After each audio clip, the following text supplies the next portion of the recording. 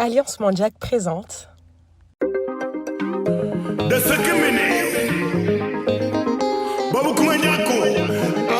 the world.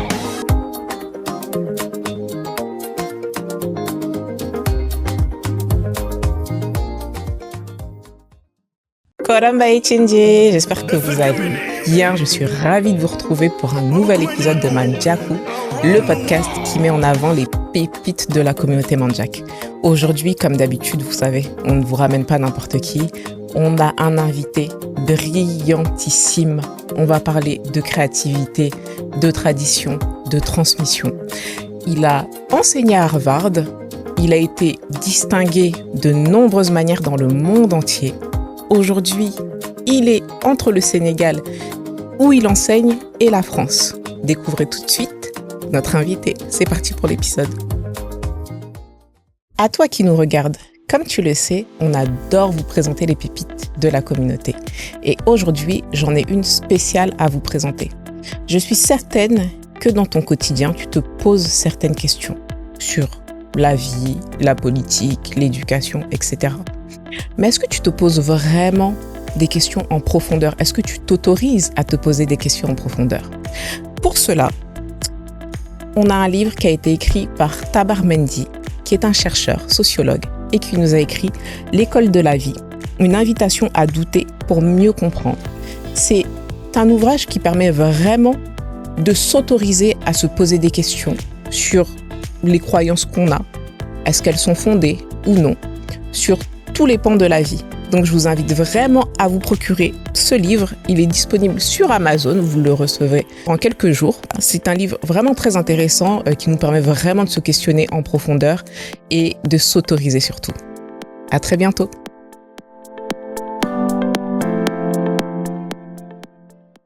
Marvin, heureuse de te retrouver pour un nouvel épisode de Manjaku. Comment tu vas? Très content de te retrouver aussi. Je vais très bien, merci Evie. Peux-tu nous présenter notre invité du jour? Je sais que c'est un invité que tu apprécies beaucoup et que tu avais hâte de recevoir ici.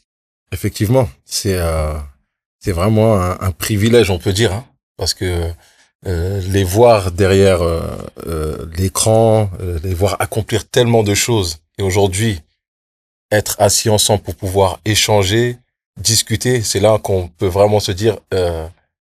l'accessibilité, la proximité qu'il nous donne, surtout nous pour notre média, oui. C'est vraiment un plaisir et un honneur. Et je peux d'office avancer que ça va être un très bel échange. Et je l'espère aussi, surtout. Je pense aussi. Alain, bonjour, bienvenue. Merci de m'accueillir. C'est moi qui me suis honoré, en fait. Vraiment, je suis très content d'être là. Merci beaucoup d'avoir fait le déplacement. On sait que tu es très, très, très occupé de manière générale, mais particulièrement en ce moment, étant donné que tu fais la promotion de ton dernier film, Dao. Mm-hmm. Donc, vous l'aurez compris, si on parle de film, voilà, vous allez peut-être deviner le métier d'Alain, mais peut-être que tu peux nous en dire plus.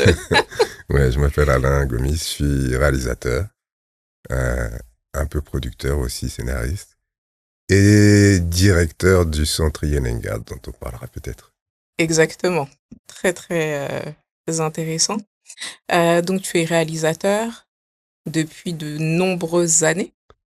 Oui, quand même, hein, parce que je crois que mes premiers films, c'est la fin des années 90, quoi, 98, 99. Mon premier long métrage, La France, la France, c'est de 2000, je crois. D'accord. Donc, ça commence à faire, ouais. T'as du métier. J'ai de la persévérance, je dirais. Intéressant de noter ce mot de persévérance, on y reviendra après. Donc, Alain Gomis, dans quel environnement est-ce que tu as grandi? Qui était le petit Alain? Qu'est-ce qui le drivait? Qu'est-ce qui l'animait? Qu'est-ce qu'il aimait dans la vie? Moi, j'ai grandi à Nanterre et d'un père Manjac, Jean-Louis Gomis, Louis Baclin. Et d'une mère française qui venait de Vendée. Et donc, j'habitais dans le 92, dans un quartier du 92 de Nanterre, où où j'ai grandi. Et voilà comment j'étais. Moi, j'étais rêveur. J'étais un rêveur, je crois, vraiment. C'est-à-dire que... Et c'est pour ça, je crois que j'ai autant aimé les films. Moi, je me souviens très bien de mon père. Parce que quand je regardais un film, j'entendais plus rien, en fait. Et je me souviens bien qu'à un moment donné, j'entends une voix, comme si vous avez un casque sur les oreilles, vous entendez un truc, ça devient de plus en plus fort, et ça devient tellement fort que vous savez que là, il faut se réveiller vite, quoi. Donc moi, voilà, ce que je veux dire, c'est que j'étais rêveur, j'étais le dernier. Et donc le dernier est toujours un peu protégé. Puis il regarde un peu les aînés et leurs problèmes. Il se dit qu'il faut passer comme ci, comme ça. Je crois que ça m'a aidé. Un frère aîné musicien aussi, qui avait déjà du coup tenté l'aventure de devenir artiste. Et j'ai vu ce que ça a fait aussi par rapport aux parents, leur réticence, etc. Donc moi, en fait, j'ai fait mon chemin, j'ai fait mes études. J'ai un peu caché, longtemps en tout cas, j'ai caché mes ambitions de cinéma. Parce que je l'avais vu, lui, et que ça n'avait pas été simple quand il a commencé à être musicien. À quel moment, parce que j'ai l'impression que c'est venu très tôt, à quel moment est-ce que tu te dis, ok, j'ai envie de faire des films?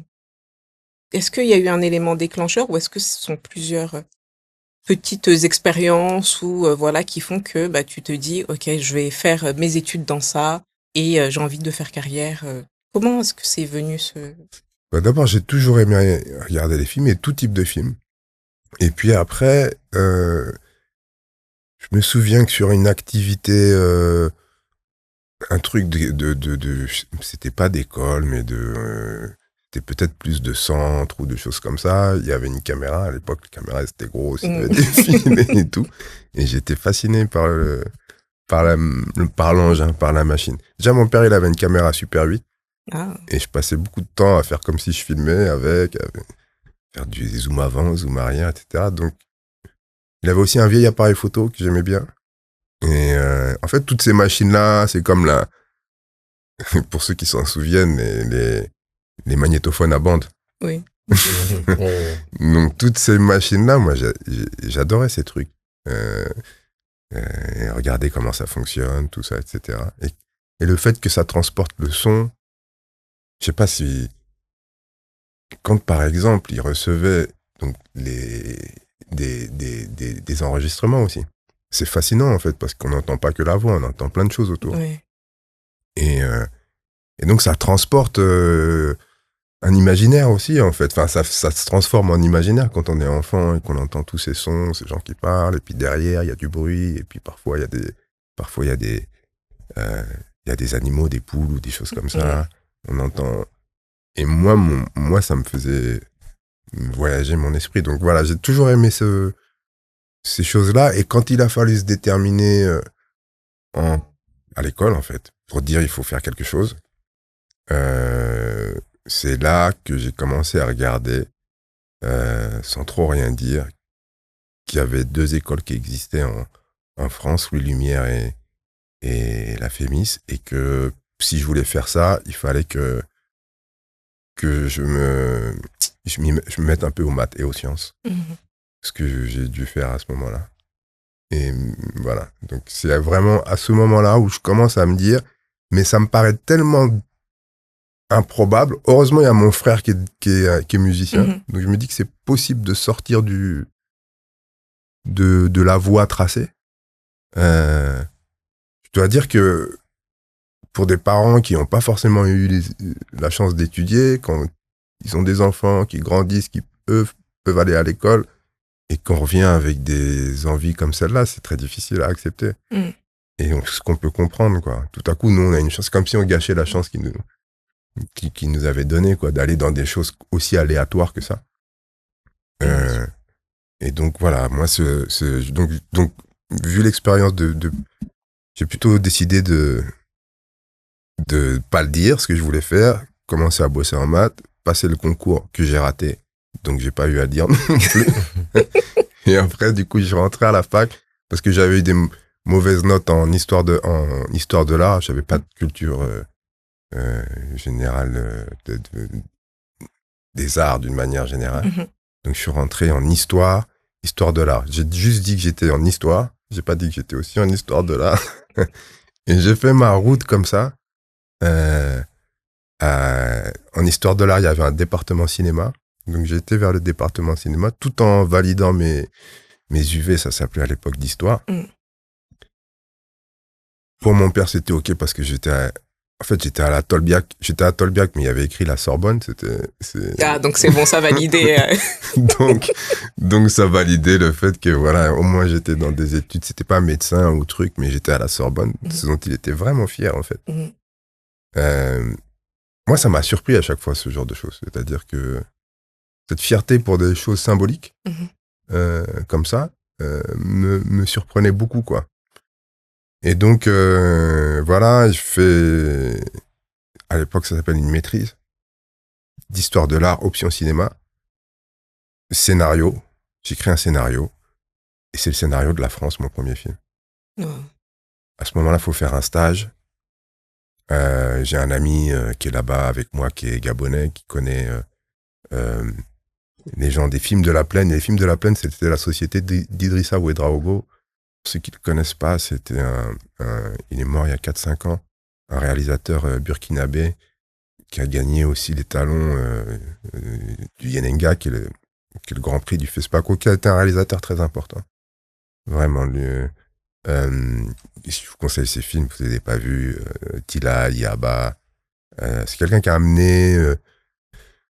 Alors après, on lui a reproché d'être un peu dans le cinéma de village, tout ça, etc. Il y a des vagues et des contre-vagues, en fait. Mais c'est quelqu'un qui a amené vraiment une beauté dans le cinéma, certains thèmes qui n'existaient pas encore aussi, etc. Et donc, je me suis retrouvé en stage chez lui. Et je dis, ben voilà, j'ai ce scénario-là. Je le fais lire à son assistante, Sophie Salbo, elle s'appelle. Et à ma grande surprise, elle me dit, ben on va le produire. Wow. Mais ce qui est marrant, c'est que dans ton parcours, toi, tu as tout de suite écrit un long métrage où tu as fait quelques courts métrages, on va dire, avant de passer directement dans un format film. Comment ça s'est passé? J'ai fait quelques cours, mais des trucs un peu à bricoler tout seul. Donc je travaillais à côté comme beaucoup de gens, voilà, quoi, dans les écoles, dans les trucs. Et du coup, je m'étais acheté une caméra, un caméscope, ça. Et avec des amis, je faisais des courts-métrages. Mais j'ai jamais essayé trop de les... Enfin, je connaissais pas du tout le système et les réseaux et tout ça, comment on diffuse un film. Donc, ça restait là, quoi. Et en faisant la fac, et on m'a donné les clés d'un scénario, et puis là, je me retrouve dans une maison de prod. Et voilà, si j'étais pas passé par là, je dois dire que ça a été... ça a été très simple, au fond. Parce que des fois, c'est juste comme ça, c'est la chance, c'est les gens que vous rencontrez au bon moment. S'il n'y a pas Jean-Jacques Tati, qui aujourd'hui, qui est mon pote gabonais, qui aujourd'hui est enseignant à Howard, Université de Washington, si lui, il me dit pas, bah viens, on va faire votre stage là-bas, c'est pareil, je vais aller... Des fois... Bon, moi, je crois à ça, en fait, aux rencontres. Il faut laisser les choses ouvertes. Bon, après, ça peut vous amener dans des mauvaises directions aussi, quoi. C'est l'expérience. Mais voilà, j'ai eu la chance de croiser sur mon chemin des gens qui auraient pu m'amener sur la mauvaise route, mais qui m'ont amené sur la bonne route, quoi. Tu avais quand même aussi cette réflexion, tu as suivi, on va dire, ton instinct, si on regarde bien dans l'ensemble. Parce que, comme tu as dit, tu as rencontré ton ami avec qui vous êtes très très bien lié d'amitié, qui t'a proposé quelque chose. Tu as saisi l'opportunité. Depuis tout jeune, tu avais ta propre vision. Le film, tu as dit que c'est un monde qui te fascinait quand même. Tu as emboîté le pas automatiquement pour suivre cette voie-là. Tu as écrit un scénario et on accepte directement de te le produire. Ouais. Donc, est-ce que c'était pas un petit peu... inconsciemment, tu t'es dit, tout ce que je fais, il faut qu'il y ait un impact, que ça crée un impact ou que les gens voient que j'ai une volonté, quoi, de persévérer dans ce domaine-là. Vraiment. En fait, il y a même des gens qui m'en ont voulu. Parce que moi, j'étais plutôt très timide, un peu naïf. Mhm. Et le truc s'ouvre comme ça devant moi, alors qu'il y a des gens qui galèrent depuis des années et des années, quoi. Parce que non seulement ils me disent on va le produire, mais ils déposent un truc qui s'appelle l'avance sur recette, que moi je connaissais pas, donc le centre du CNC, le centre du cinéma français, où on vient demander des subventions, en fait, pour faire des films. Et on le dépose là-bas, et on obtient l'avance sur recette, quoi. Directement. Même Idrissa, il avait la rage. C'est-à-dire qu'il me disait, attends, mais toi, petit, là, t'arrives comme ça. Tout s'ouvre devant toi. T'arrives comme ça, moi, on m'a refusé, je sais pas combien de fois, toi, t'arrives, tu poses le truc, on me donne. Mais c'est ça, parce qu'il y en a, ils galèrent. Et il y en a qui galèrent. Il y en a, ça prend parfois combien de temps en général, ou combien de scénarios sont refusés avant de pouvoir obtenir le... Mais déjà, CNC, je sais pas combien c'est 5% des scénarios présentés qui sont... Mais moi, je sais pas tout ça. Ouais. C'est comme tu joues au foot, t'es doué, t'as de la chance de pas être blessé, quelqu'un vient et dit, je te signe ici, tu dis pas non, en fait. Exact. Et après, c'est les autres qui te regardent et qui te font comprendre que c'était quelque chose d'un peu de pas ordinaire, quoi. Bien sûr. Mais au fond, moi, j'étais très, très, très déterminé. Mais, je travaillais beaucoup, en fait.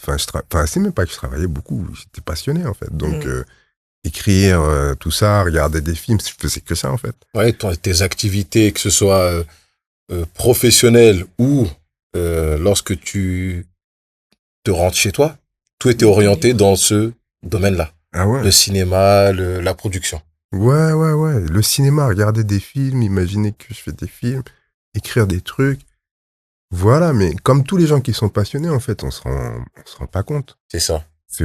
Et puis tu doutes même pas, en fait. Moi, j'étais sûr que j'allais faire des films.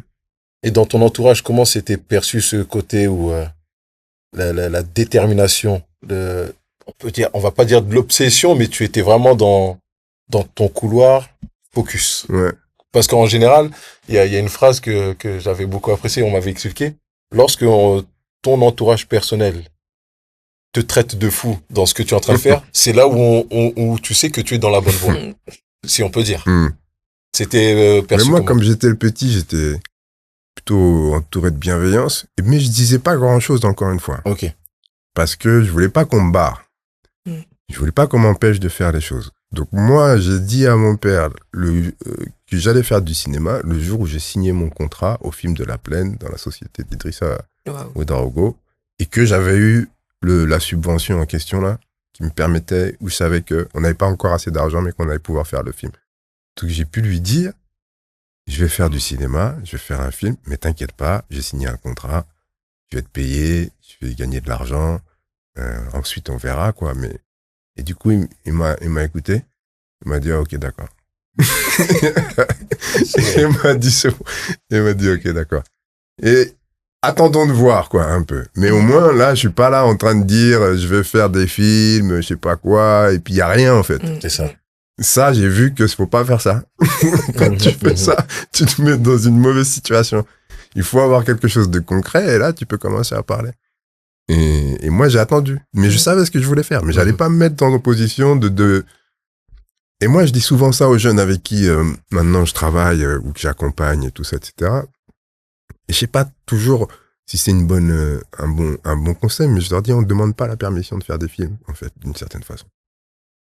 Et je crois que d'une manière générale, on ne demande pas tout à fait la permission. Après, il y a des métiers, tu veux être pilote de ligne, c'est pas pareil, tu vois. Là, il faut quand même passer par des trucs. Mais aujourd'hui, faire des films ou chanter ou je sais pas quoi, tu peux y aller, quoi. Ensuite, la chance te sourira ou pas, ça, on ne sait jamais, en fait. Exactement. Mais ce truc d'avoir à demander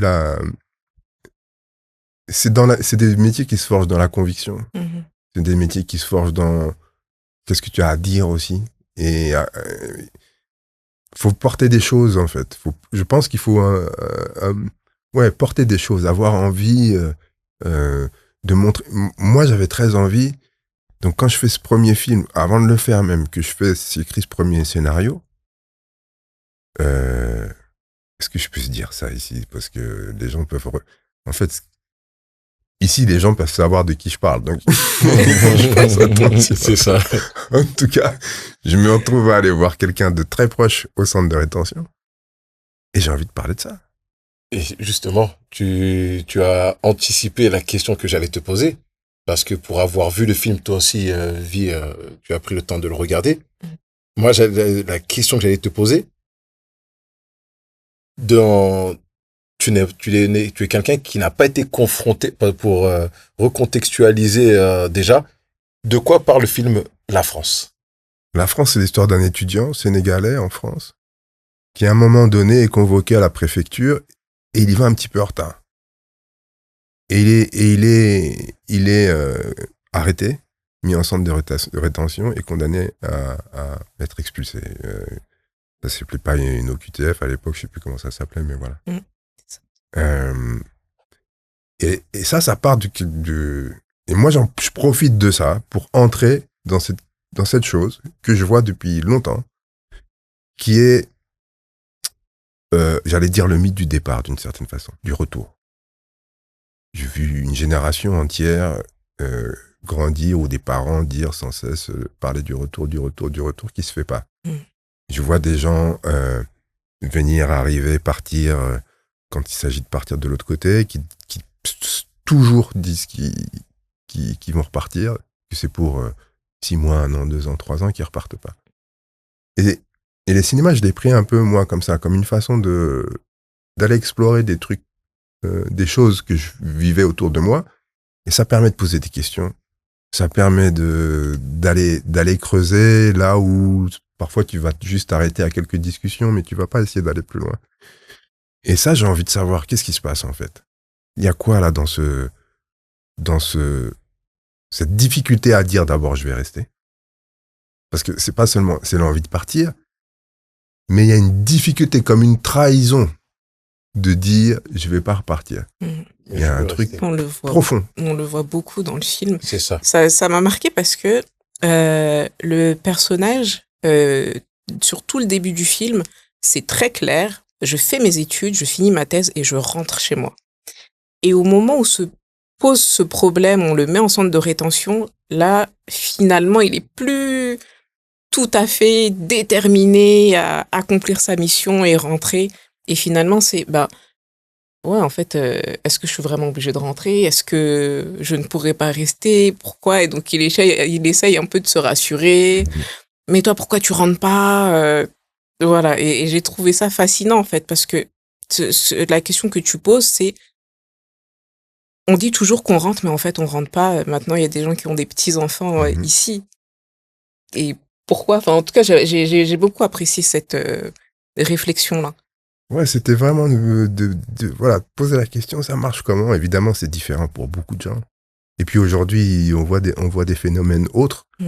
Du contraire, des gens qui rentrent ou qui partent, on ne sait même plus comment le dire, quand c'est des générations suivantes.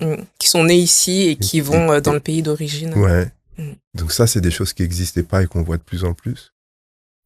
Donc, c'est des choses qui évoluent. Mais c'est intéressant de se rendre compte aussi, parce que quand on fait du cinéma, à un moment donné, on se pose la question de façon humaine, j'allais dire.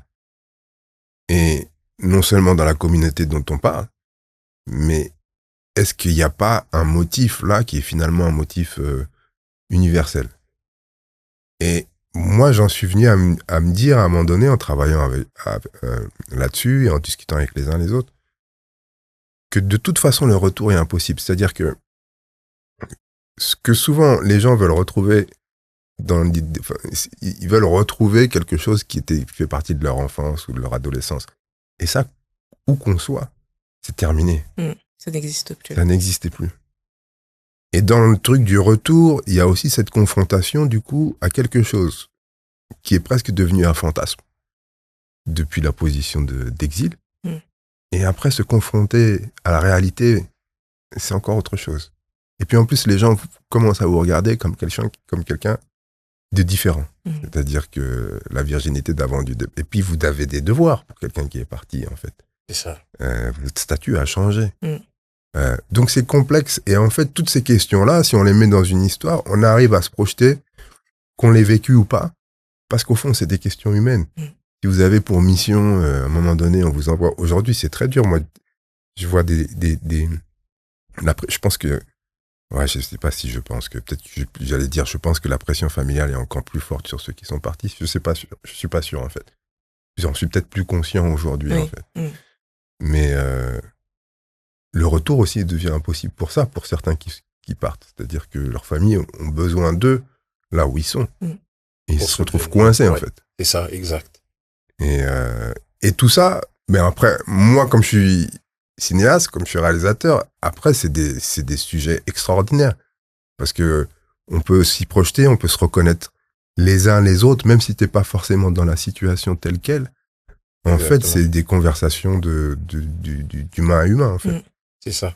Et toi, est-ce que dans ton entourage, tu as pu voir des personnes qui ont souvent été confrontées à ce problème-là, de ce tiraillement-là entre, moi, je suis né là-bas, j'arrive ici, finalement, j'ai pas envie de repartir, mais j'ai cette obligation de quitter le territoire parce que, administrativement parlant, je ne suis plus en règle, ou bien c'était vraiment cette volonté de dire, en fait, j'ai juste envie de aborder ce sujet-là parce que c'est une problématique qui peut soulever beaucoup de questions auprès de ceux qui sont ici. Non, c'est vraiment parce que je me retrouve en centre de rétention, pas moi. Enfin, moi, je me retrouve à aller visiter quelqu'un. Ah, ok. Qui m'est très, très proche. D'accord. Et là, du coup, la question, elle est là, quoi. Elle est devant les yeux. Et puis, je sais pas si pour ceux qui ont déjà été, alors, pareil, ça a changé. À l'époque, c'était sous le palais de justice de Paris, hein, donc, à la Cité, donc, un des plus beaux quartiers de Paris.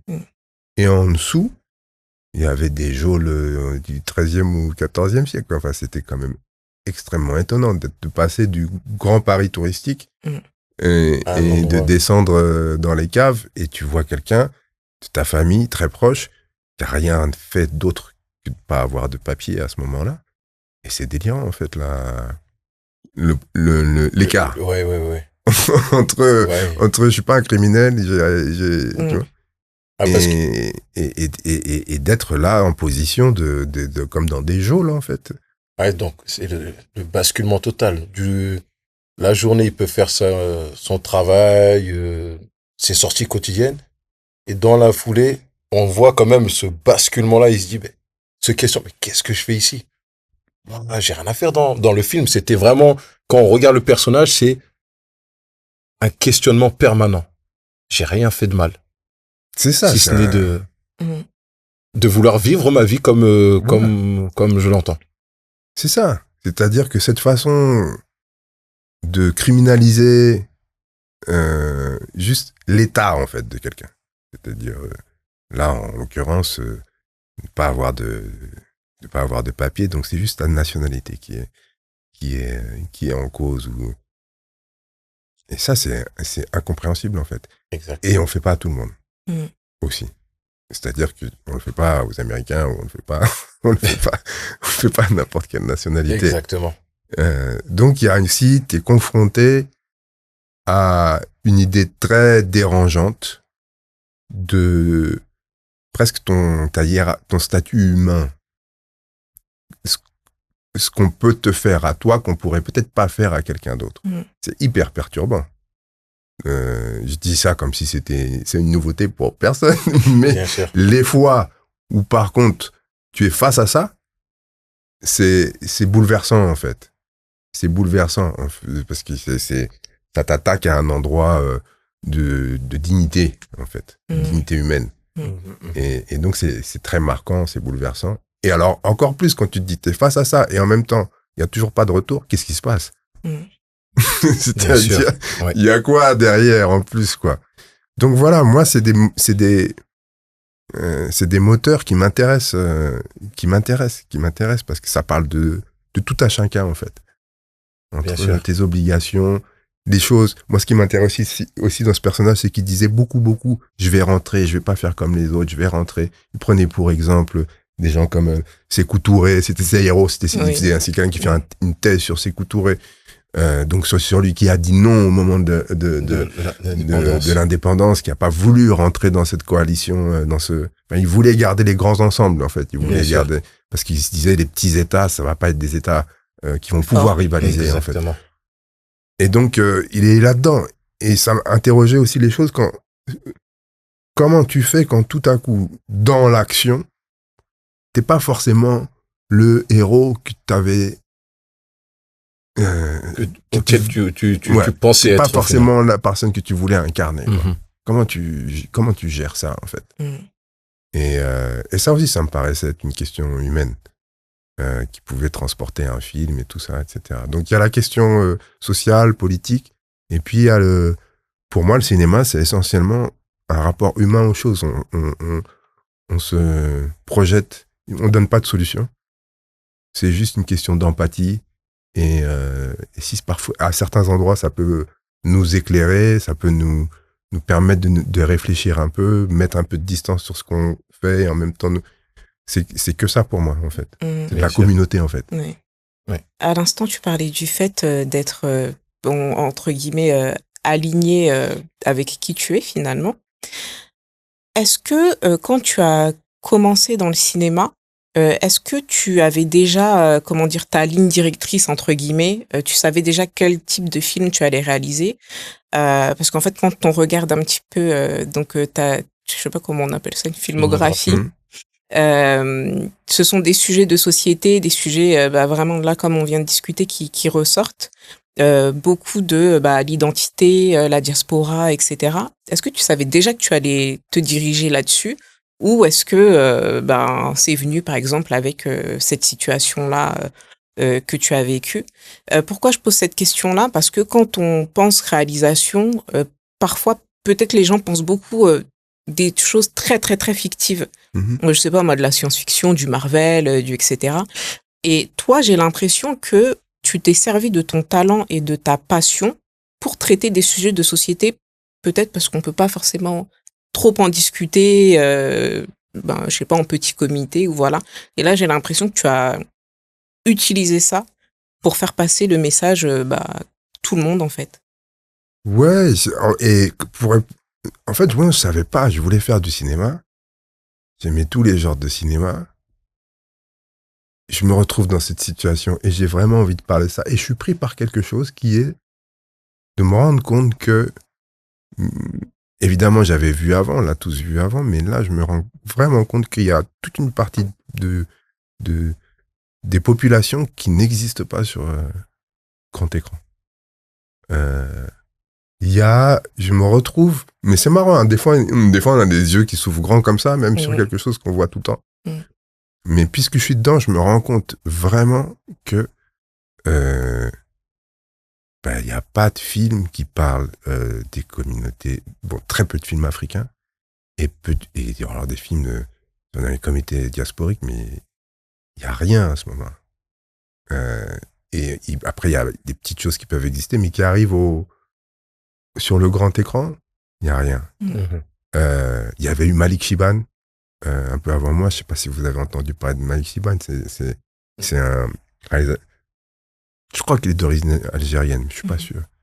Et c'est un des premiers, si ce n'est le premier, à avoir fait des films en banlieue, comme on disait à l'époque, à avoir des personnages comme ça, de quartier, tout ça, etc., et qui essayaient de raconter quelque chose là-dessus. À part Malik Shiban, je crois qu'il y avait quasiment personne, en fait. Et donc, tu te retrouves face à cette invisibilisation qui a eu lieu, en fait.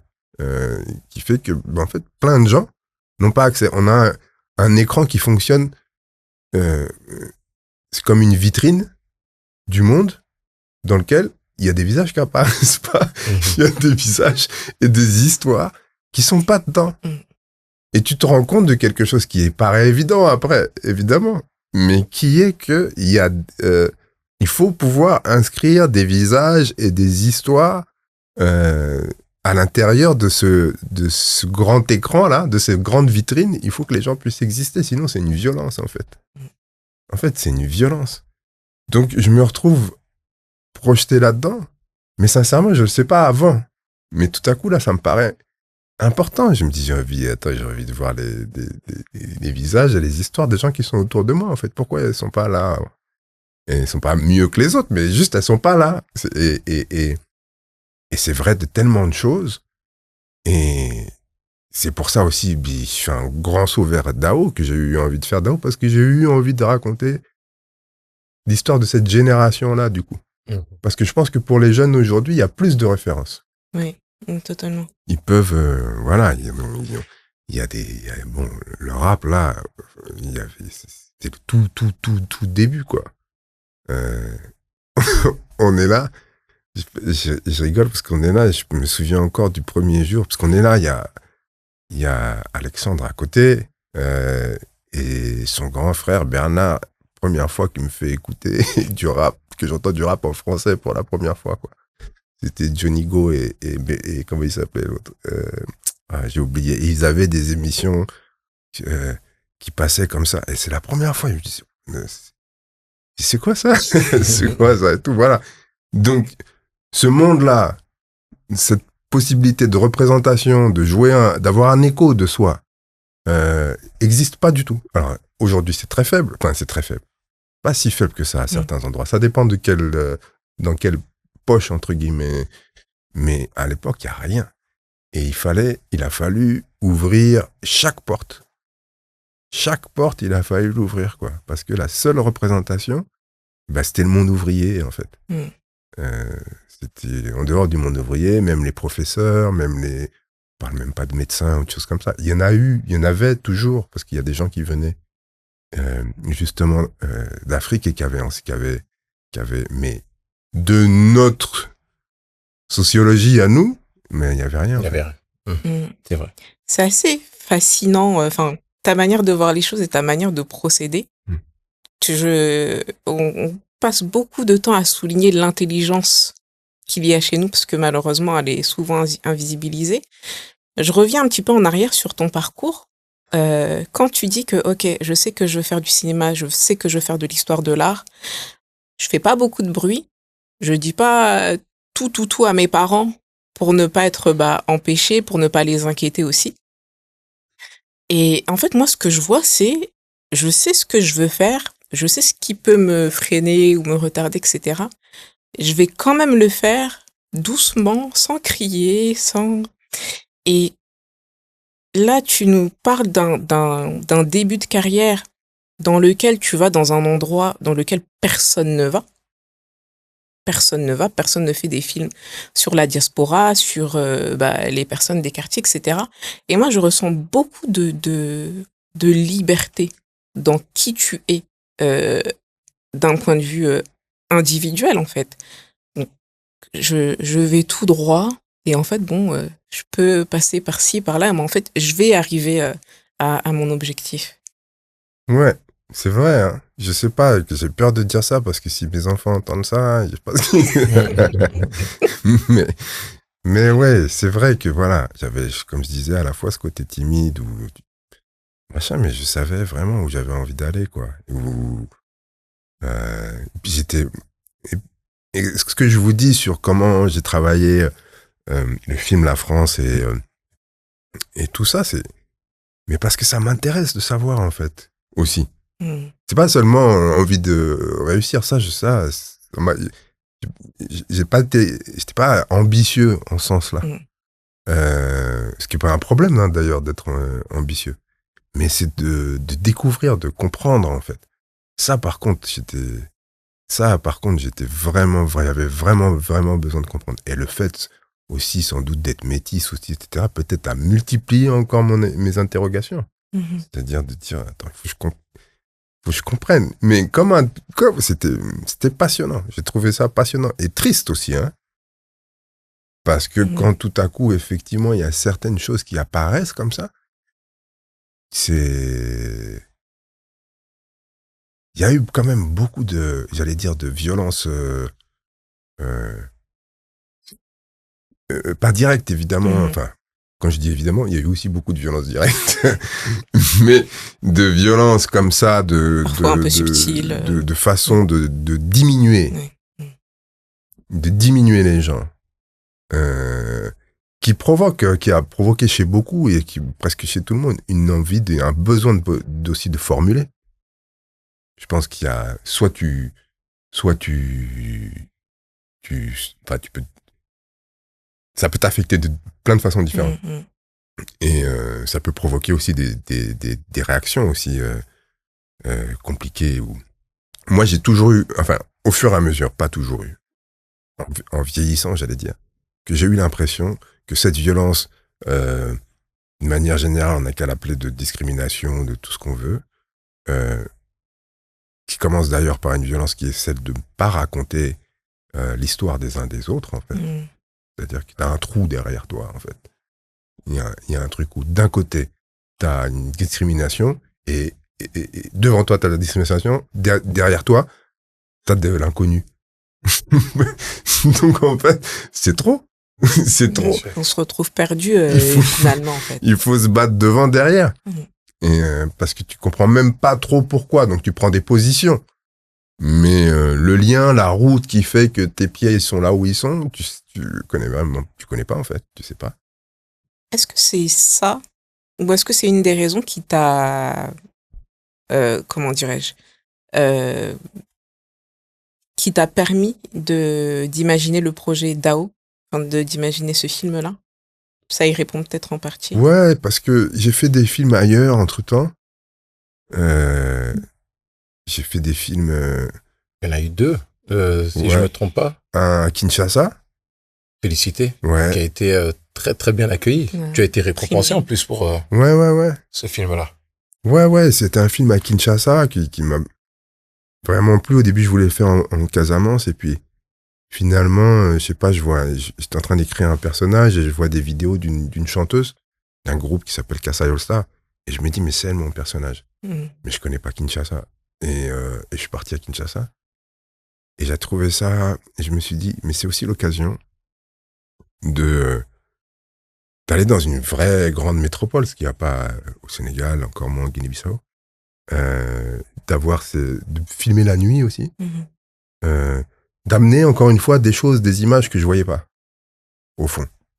Et le parcours de ce personnage, c'est aussi un parcours de dignité, en fait. C'est une chanteuse qui doit se battre pour essayer de trouver de l'argent pour sauver la jambe de son fils, parce que son fils a eu un accident. Il déconne un peu, en fait, c'est un jeune. Il a eu un accident et il risque d'avoir sa jambe amputée.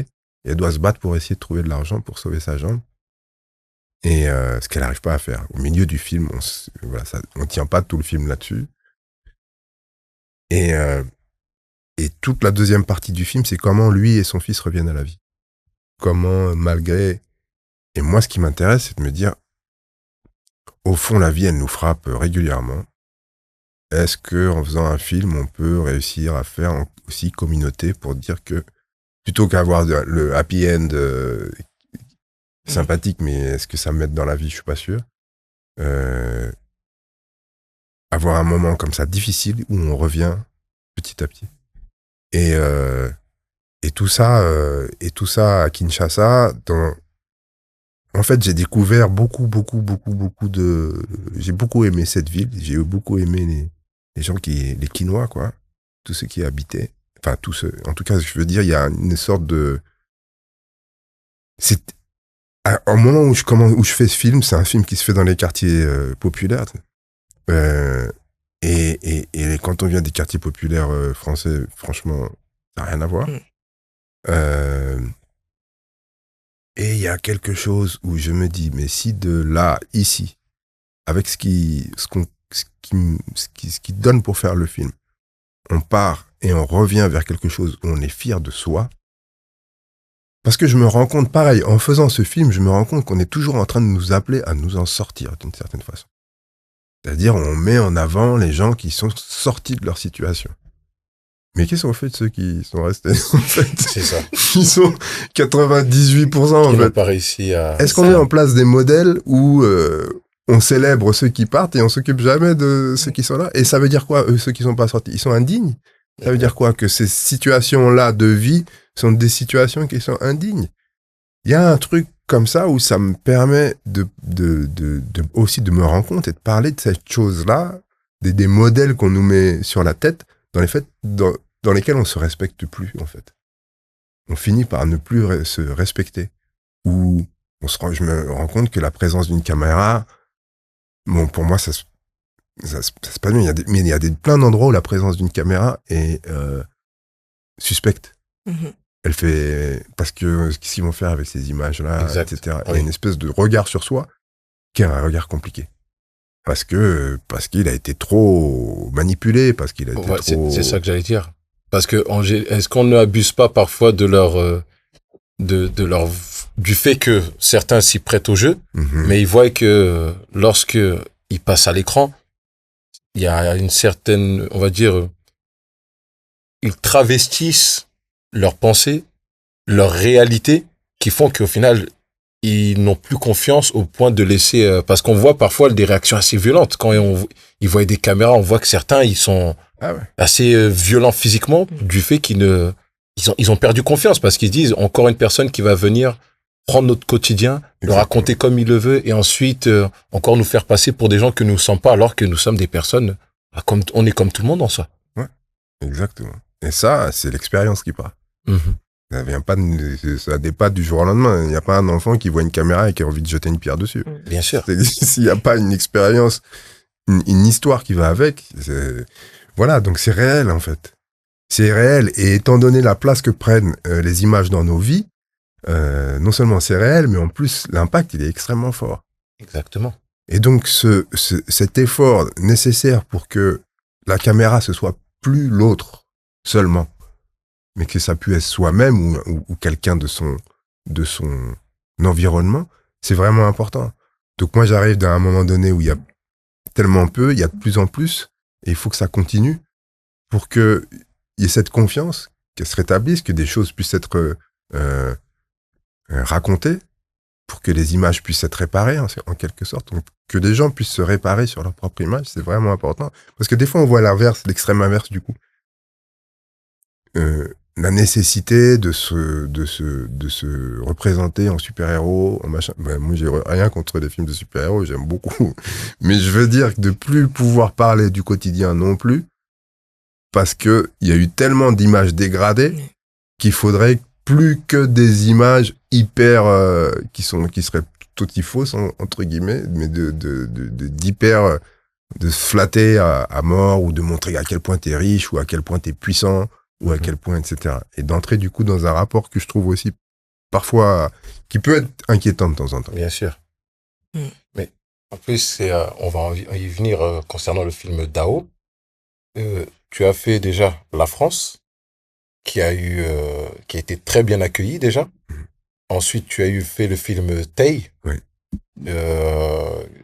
Félicité, ce dont on parlait avec l'actrice. Et Dao. Justement, on va parler de ça. Le point commun quand même qu'il y a entre les 4 films que tu as réalisés, il y a sur ce côté engagement déjà c'est des films très engagés, si je peux dire. Déjà avec La France, Tay, on n'en a pas parlé, mais Tay, c'est l'histoire d'un jeune qui, on va dire, choisit au sein d'une cellule familiale, si je me trompe pas, pour pouvoir partir à l'étranger. C'est comme un mythe, c'est un faux mythe c'est un mythe qu'on a inventé. C'est dans un jour, le film commence et la personne qu'on suit, on se rend compte qu'en fait, il a été choisi pour mourir. Mais que c'est dans un environnement où de temps en temps, quelqu'un est choisi pour mourir, il sait que c'est sa dernière journée et on le suit sur sa dernière journée. Et c'est un film, en fait, juste qui essaie de raconter à travers cette espèce de petite histoire presque de conte. D'accord. Cette chose d'aller... Bon, c'est un film, en fait, qui célèbre la vie, quoi. C'est-à-dire, comme si, en gros, on pourrait résumer ça à se dire, vivre toutes ces journées comme si c'était la dernière, en fait. Mm-hmm. Et de savoir profiter de ce qui est là, maintenant, parce que rien n'est sûr demain. C'est ça. Donc en fait, c'est un film un peu autour de ça, la dernière journée de quelqu'un, mais c'est plus pour magnifier la vie que pour... D'accord. Voilà. Donc ouais, c'est vraiment on vit notre vie comme si de rien n'était, tout se passe bien, mais attendez, parfois il y a des accidents, des situations très complexes qui vont faire comprendre que à la fin, tout n'est pas tout rose comme tu l'avais dit tantôt. Et c'est ça quand même. Est-ce que toi, bon, comme tu l'avais dit, toi, c'est juste montrer aux autres que, hey, attention, la vie n'est pas rose tous les jours. Demain, avec la France déjà ou féliciter, tout se passe bien pour vous, mais il suffit juste qu'un membre de votre entourage prend un chemin qui n'est pas forcément adéquat pour faire en sorte que votre vie soit parfaite. Il vous ramène au final dans ces complications qui, à la fin, c'est ça. Vous-même, vous rendez compte que tout peut bien se passer pour vous, mais en un claquement de doigts, vous pouvez être par terre à cause d'un membre de votre famille ou aux proches. Moi, j'ai l'impression que c'est nos vies, en fait. Ça n'existe pas des vies où il n'y a pas des mauvaises nouvelles, où on ne perd pas des gens qui nous sont proches. Évidemment. En fait. Et depuis jeune, on a perdu des gens qui nous étaient proches. Bien sûr. Donc, et je sais pas pourquoi, moi, je me retrouve là en faisant des films et tout ça, etc. Mais c'est vrai que, comme je dis, pour moi, c'est la communauté faire des films.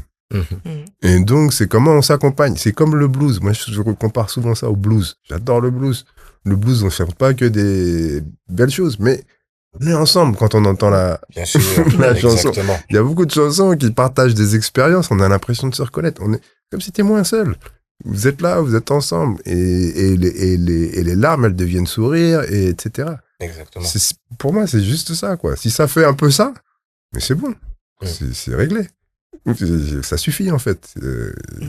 On a besoin, surtout, partout d'ailleurs, mais je veux dire, on a des vies où on est séparés les uns des autres tout le temps, en fait. Bien sûr.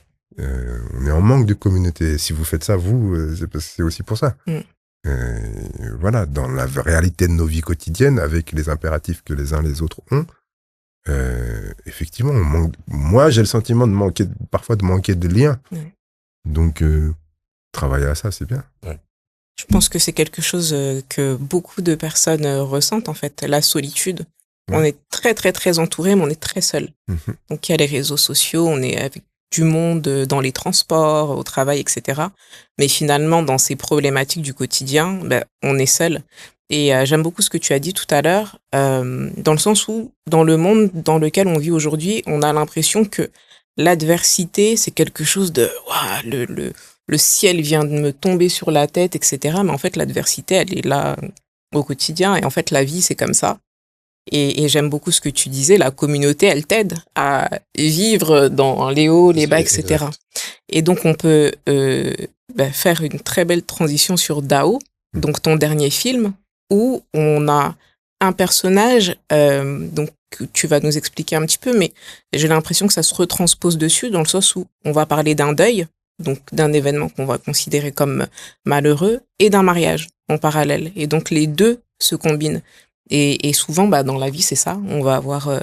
Il y a des personnes qui, à quelques jours d'intervalle, vivent une naissance et un décès.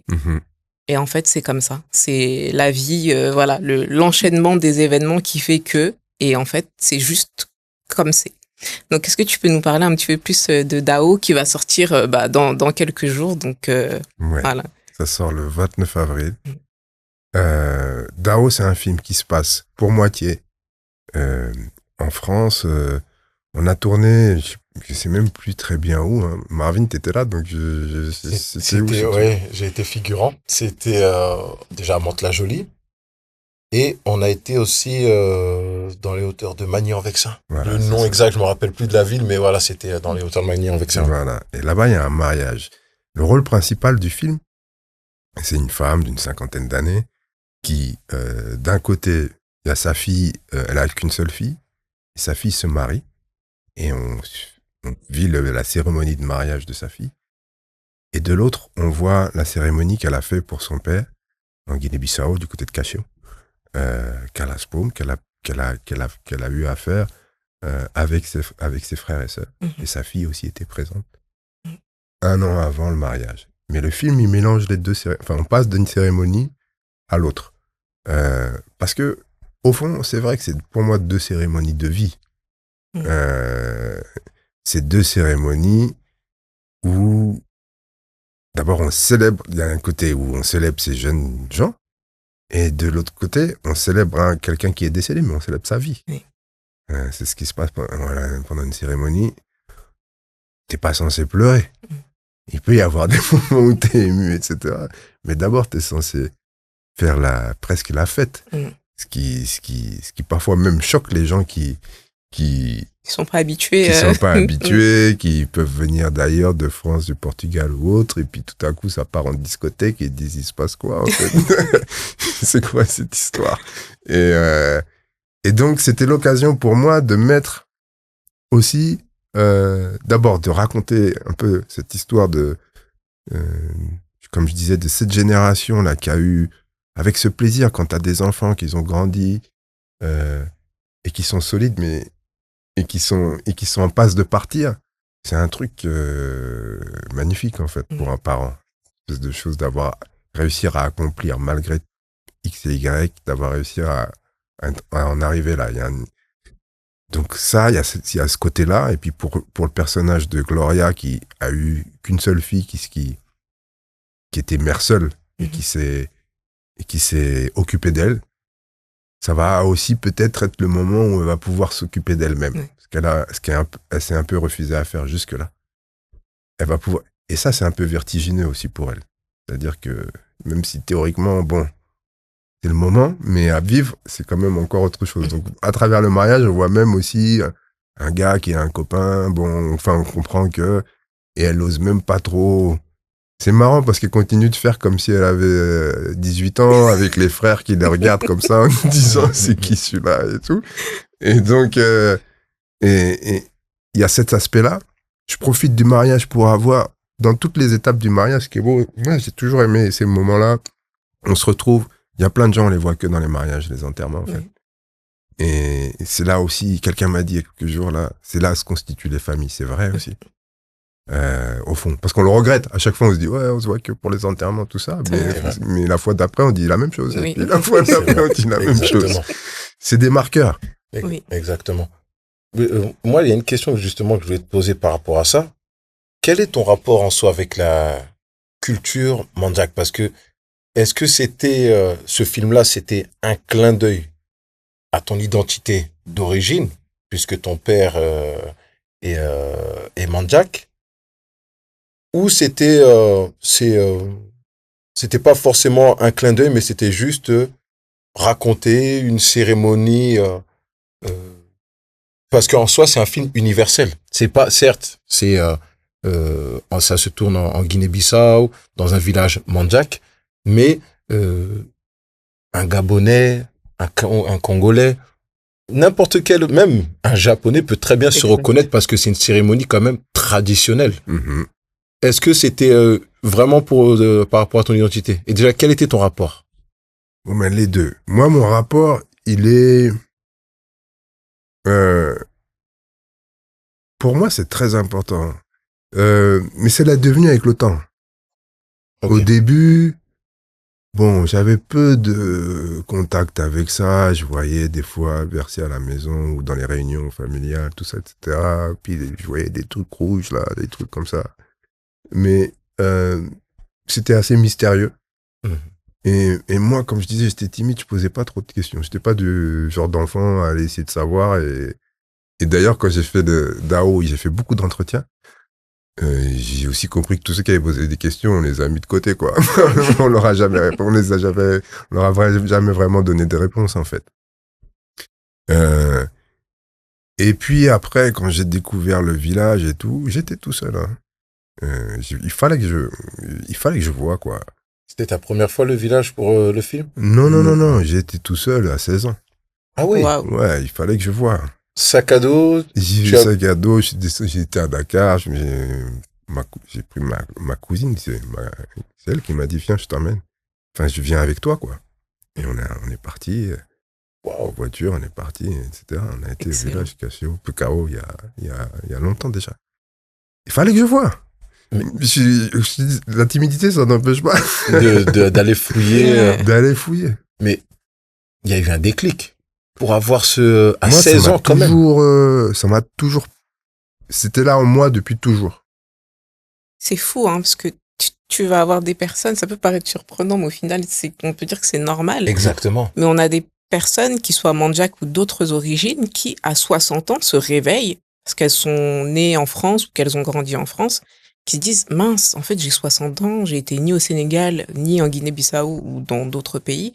La question de l'identité se pose à cet âge-là. Et toi, tu te dis, à 16 ans, c'est extraordinaire. C'est incroyable. Ben, il fallait que j'y aille, quoi. C'est bizarre, parce que avec le recul, on peut dire ça, mais sur le moment, c'est pas du tout... Oui. Non, c'est vrai. C'est juste que... Voilà, encore une fois, les gens qui ont leur truc à faire, leur route à faire, ils font leur route. Mm. Et quand je me retrouve là-bas, effectivement, c'est pas... très peu de jours, 3-4 jours, je pense. Et voilà, et puis après, j'ai pas cessé d'y retourner régulièrement. assez régulièrement. Ah Ouais, oui. quand je dis régulièrement, c'est tous les 2 ans ou un truc comme ça. Et puis C'est après, plus. régulièrement. Et puis après, un peu plus. Ouais. Plus j'ai découvert, plus...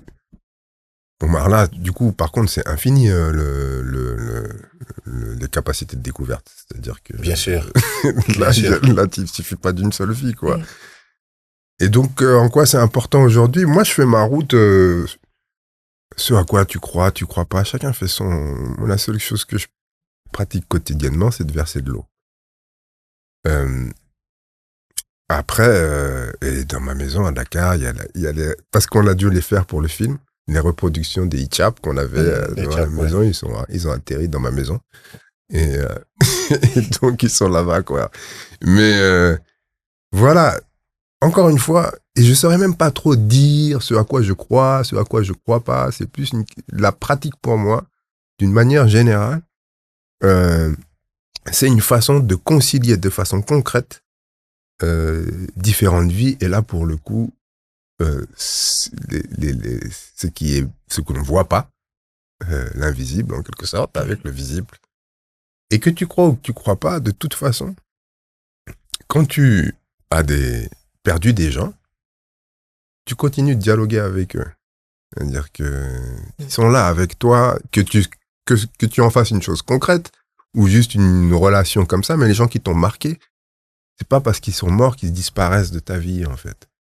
Et on passe aussi beaucoup de temps à rêver, à penser, etc. Toutes ces parties de nous-mêmes, on a tendance en tout cas en France, à en faire quelque chose presque de... Mais en fait, c'est beaucoup de temps et c'est beaucoup d'espace dans nos vies, en fait, tout ça. De façon réelle. Donc le fait de pouvoir avoir à ces endroits-là quelques, j'allais dire, définitions ou quelques...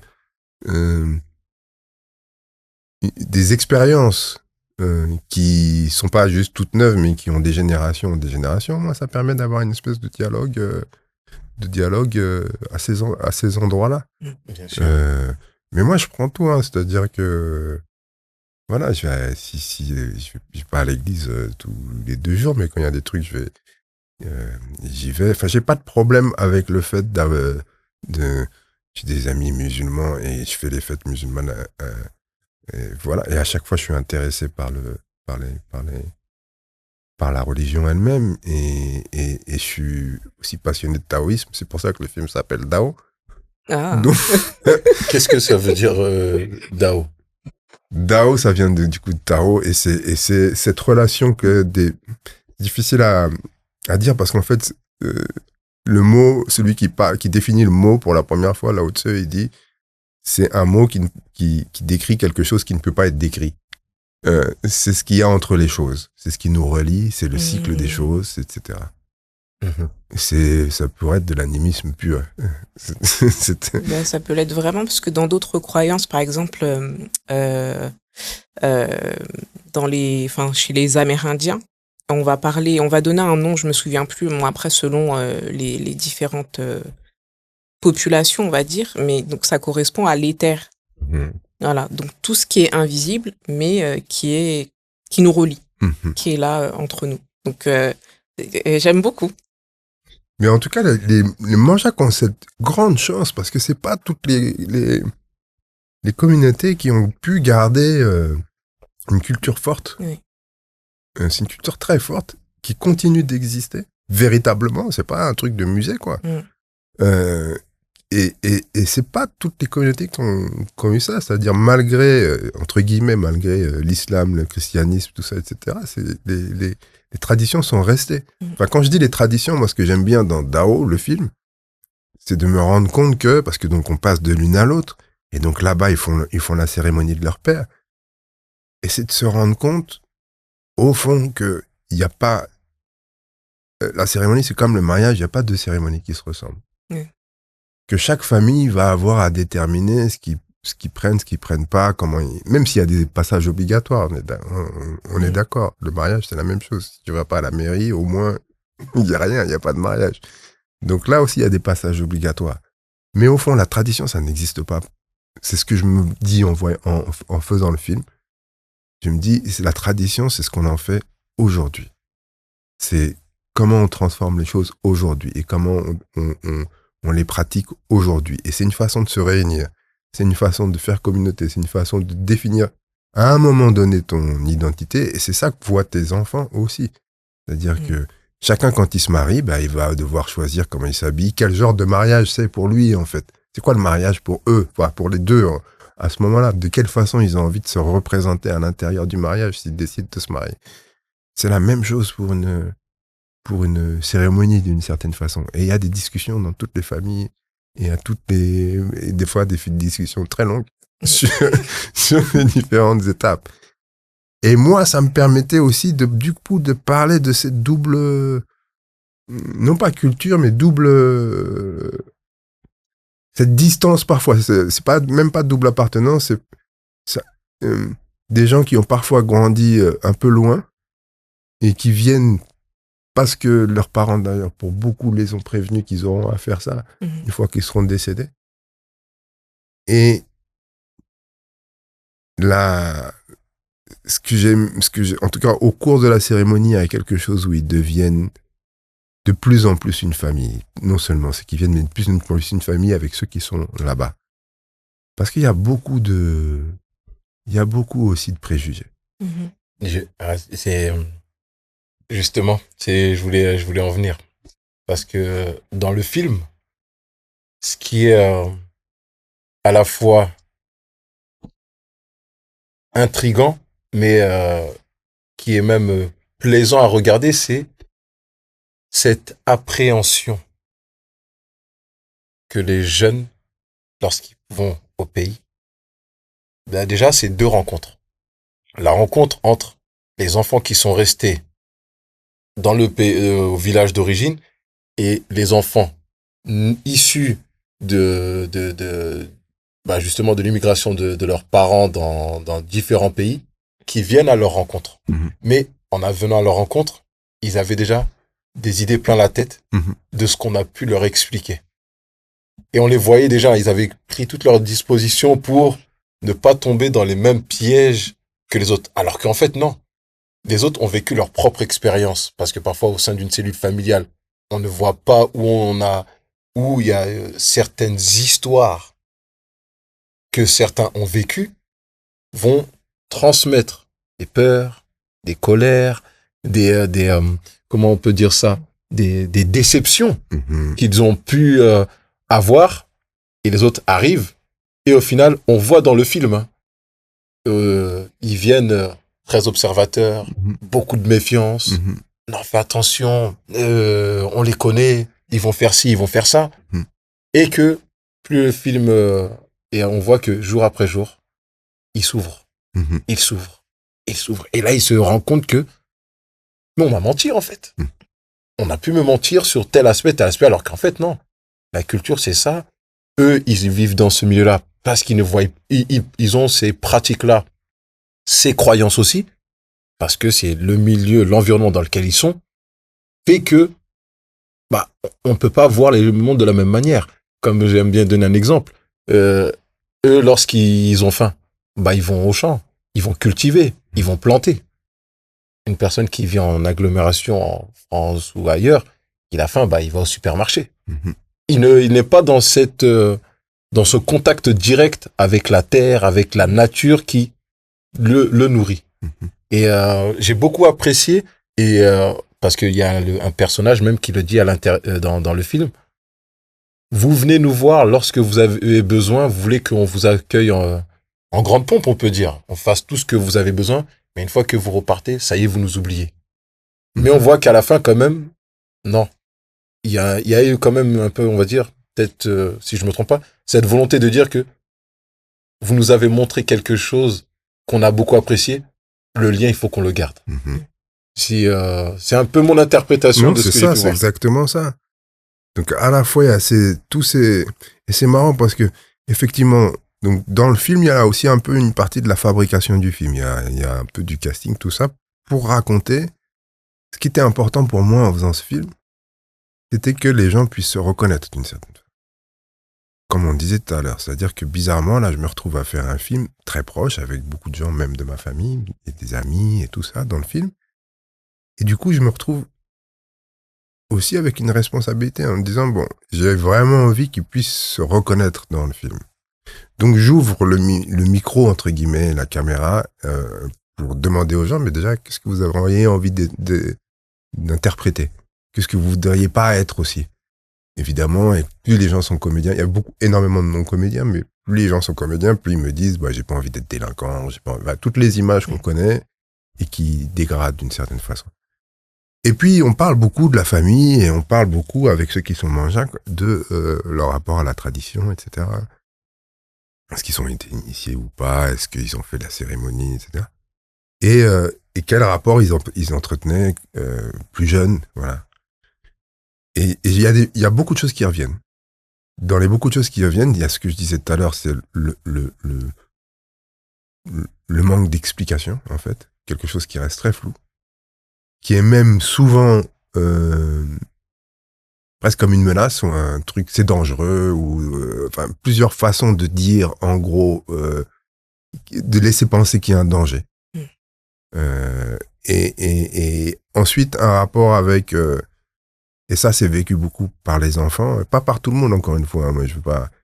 Mais c'est revenu beaucoup dans les entretiens, cette idée que, voilà, quand il y avait beaucoup de l'argent qui partait là-bas, que les suspicions un peu en gros, eux, ils appellent que pour qu'on leur envoie de l'argent, pour résumer des trucs qui ont été dits ou redits. Et puis des mauvaises aventures de certains sur envoyer de l'argent pour faire un truc et ce truc se fait jamais, que ce soit une maison ou autre chose, et puis voilà. Donc une sorte... Et puis en plus, ceux qui viennent à la maison, tu perds ta chambre, ou... donc c'est un peu... Tu vois, il y a quelque chose autour de... Là-bas, c'est que des problèmes, en fait. Bien sûr. C'est que des problèmes. C'est ce qui est mis en avant. C'est ce qui est mis en avant. Et alors, quand tu vas faire ta cérémonie, effectivement, alors voilà, les retours des uns des autres, c'est, voilà, les gens, ils sont là pour prendre ton argent, en gros. Voilà, quoi. Ils vont essayer de te faire dépenser ceci, cela, on sait comment... Et il y a une discussion comme ça dans le film entre les frères et sœurs qui sont là, ils disent, bon, on sait comment ça se passe. Non. Ils savent pas comment ça se passe, c'est la première cérémonie. Exactement. Mais, et voilà, et il y a ce drôle de rapport au début, pour beaucoup en fait, pas pour tout le monde évidemment, mais de méfiance presque. Parce que des images... et il y a une chose qui est importante pour moi dans le film aussi, c'est de raconter un peu aussi comment les gens sont partis. Comment ça s'est passé en fait? Moi, je me rends compte en faisant le film, puisque du coup, il y a cette parole de temps en temps dans le film qui est une parole ouverte, une parole presque documentaire. Il y a un de mes cousins, l'aîné des cousins en fait, qui raconte la mort de son père. Il raconte la mort de son père et il dit comment son père est parti chercher des armes pour le PAIGC au moment de la guerre donc de décolonisation. Parallèlement, il y a une de mes tantes par alliance qui elle raconte son implication auprès du FLING.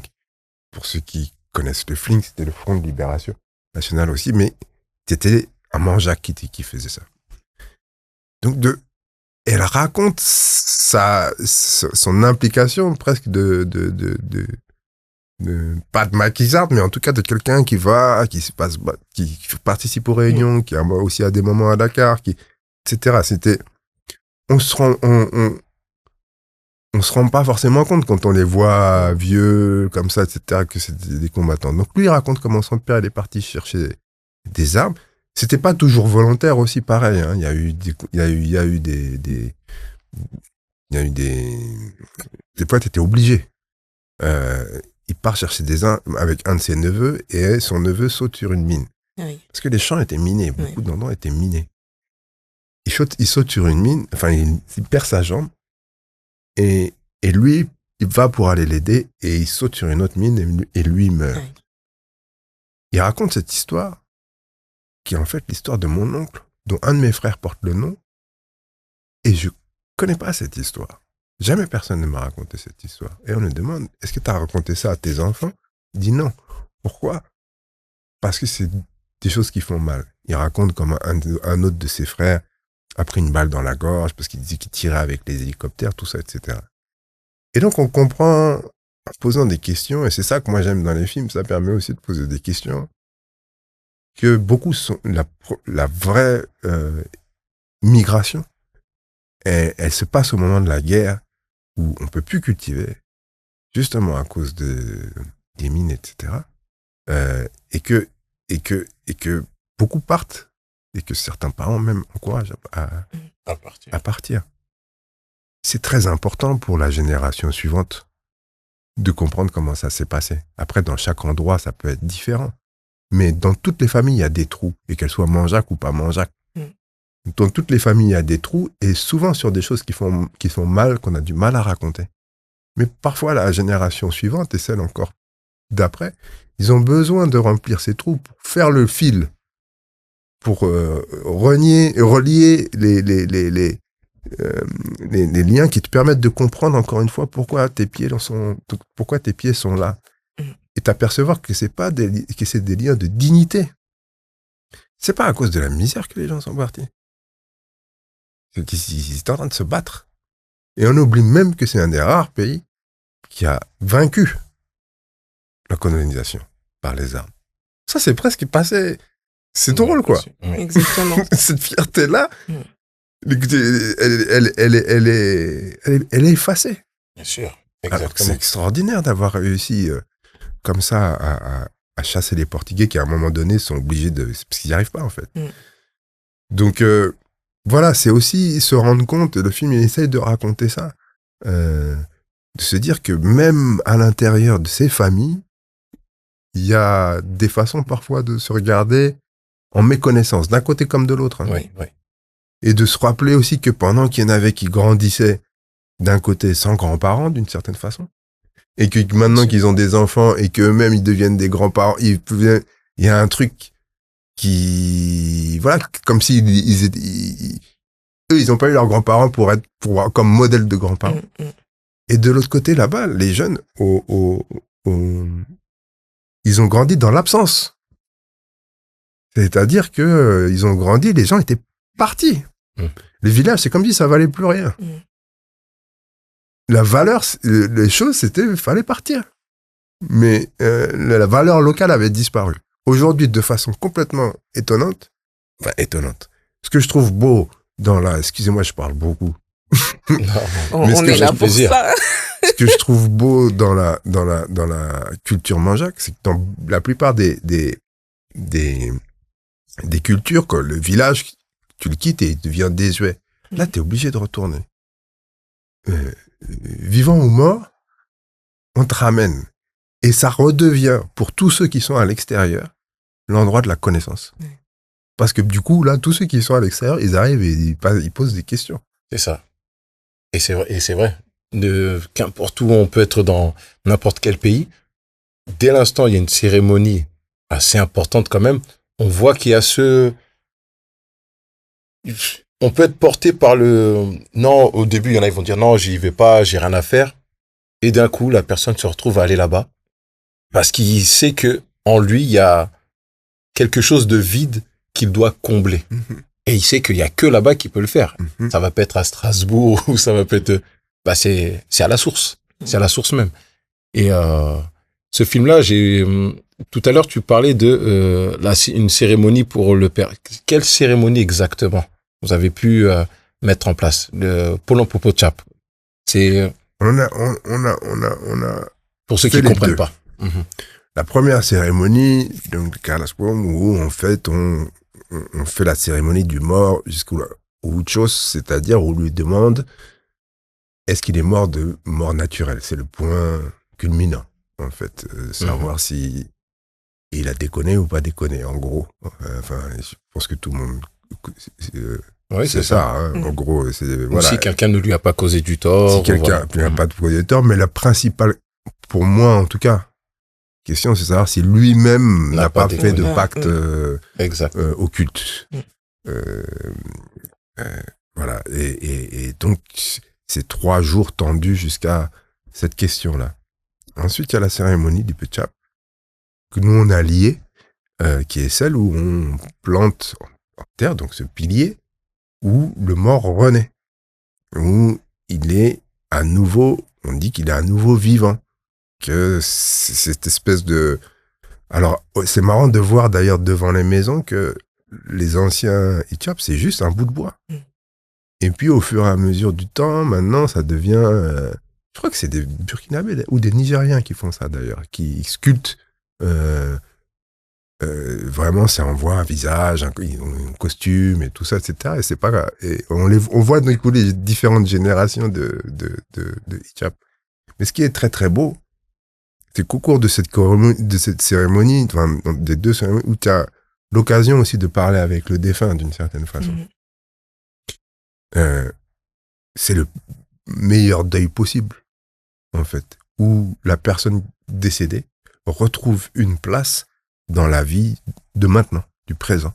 Comme si c'est une sorte de retour à la vie. Ça peut se faire sans ça, évidemment, mais là, il y a un truc très concret où il y a quelque chose où il retrouve une place. Voilà, et puis à travers cet objet à quel tu peux parler tous les matins, si tu veux. T'es pas obligé de l'avoir et ça peut être n'importe quoi. Ça peut être un verre, ça peut être machin, etc. Je trouve que c'est quelque chose. Bon, la mort dans toutes les sociétés, c'est comment on la considère et comment on l'enregistre dans la vie, c'est quelque chose d'extrêmement important. Et ben dans la culture manjac, il y a une réponse qui est que je trouve très belle. Pareil, t'y crois pas, peu importe. Et puis il y en a d'autres dans d'autres cultures. Mais il y a une réponse qui est très belle dans comment on intègre la mort dans le cycle de la vie, en fait. Et ça, c'est aussi une richesse. Donc moi, c'est très important de le partager. Et puis, le mettre en miroir d'une autre cérémonie, qui est le mariage. Et pour montrer que les deux, là, d'abord, ça marche ensemble, et les deux ont la même modernité. Une des raisons aussi pour laquelle je voulais montrer ça, parce que ce genre d'image de cérémonie, etc., de rituel, ça a été beaucoup capturé par le cinéma dit ethnographique. Des trucs que parfois tu peux avoir vu à la télé, en documentaire, dans les années très lointaines, et qui étaient presque des choses, et qui peuvent être des choses dérangeantes. Une façon de montrer les choses qui font que mis dans un contexte lointain ou montré de façon soi-disant scientifique et tout ça, etc., ça a été aussi un des instruments de hiérarchisation des civilisations les unes par rapport aux autres. Y a quelqu'un qui le dit dans le film, à un moment, elle dit on nous a appris que nos pratiques étaient diaboliques. Et qui s'interroge sur est-ce que les gens vont être capables de regarder ça et comprendre. Et quand on l'a filmé et quand on a donc surtout les moments de sacrifice, donc on a décidé de représenter, de mettre des moments de sacrifice. Et au moment du montage, donc j'ai aussi continué à montrer le film pour que tous ceux qui y participaient, en tout cas une bonne partie, puissent me faire leur retour. Et ça avait été aussi une des questions. Est-ce qu'on garde ça? Et pour moi, c'était important et on a discuté vraiment. On a fini de décider de le garder parce que il se passe un truc, c'est à force d'avoir été stigmatisé par l'image, tu n'oses même plus. Il y a certaines choses que tu n'oses pas montrer de peur du regard que les autres vont nous poser dessus. En gros, ils vont encore nous prendre pour des sauvages. Et là, on se rend compte de quelque chose d'important et de grave qui est comment tu peux en venir à te nier d'une certaine façon, à te cacher d'une certaine façon. C'est la pire chose parce que du coup, les choses ne bougent pas. Après, il y a un truc quand c'est pas dit. Mais à précéder et avoir un peu honte de soi, entrer dans la honte de soi ou dans un truc, voilà, je montre pas. Je le fais, mais je montre pas. Parce que, tu vois, et pour moi, du coup, c'était un des actes importants dans le film, qui est vraiment un film de reprendre la parole, reprendre le narratif, comme certains disent maintenant. Non pas pour dire c'est plus vrai, mais juste pour réassumer certaines choses. Et c'est un point de départ d'assumer. T'es pas obligé de tout garder, il y a etc. Et puis chacun fait ce qu'il veut à l'intérieur de ça. Mais si déjà ça commence par de la négation, bon, ça va être long. Exactement.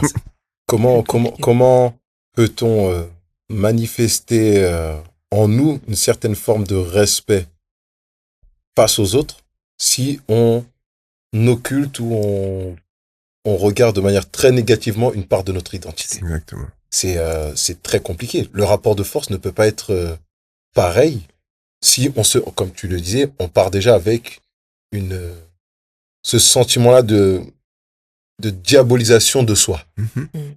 On peut pas se faire respecter en soi. C'est ça. Et ça vient pas de nulle part. Ça vient pas de rien, en fait. Il y a eu un travail. C'est des choses qui se sont construites avec le temps de façon, je dirais pas programmatique, mais en tout cas, c'est ce qu'on peut appeler parfois, et les gens ne comprennent pas toujours l'idée du racisme structurel.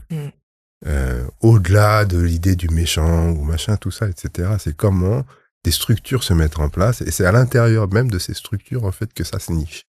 C'est pas seulement dans le gars qui est gentil ou pas gentil, c'est pas le problème, en fait.